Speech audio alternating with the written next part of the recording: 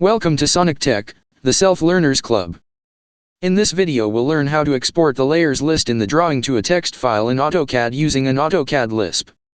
First, load the Lisp. Enter Upload and choose the Lisp.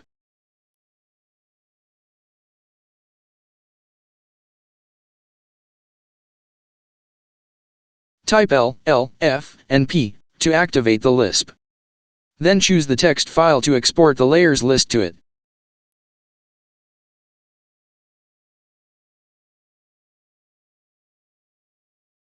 Compare between the text file and the AutoCAD layer.